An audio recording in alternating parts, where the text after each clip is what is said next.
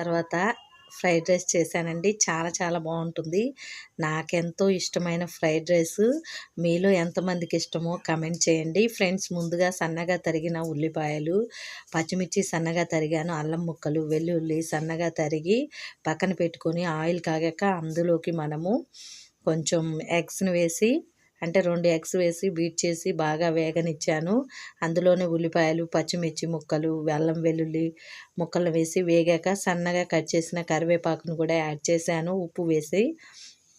Next వచ్చేసరికి మనము రైస్ని వేసుకొని బాగా కలుపుకొని ఉల్లిపాయలతో తీసుకుంటే చాలా బాగుంటుంది ఫ్రెండ్స్. నా దగ్గర నిమ్మకాయ లేదండి, ఎండిపోయింది, అదే పెట్టుకున్నాను. నచ్చితే లైక్ చేయండి ఫ్రెండ్స్. చాలా బాగుంటుంది, టేస్టీగా యమ్మీగా ఉంటుంది. ఇక చికెన్ ఎగ్ ఫ్రైడ్ రైస్ అయితే ఇంకా బాగుంటుంది.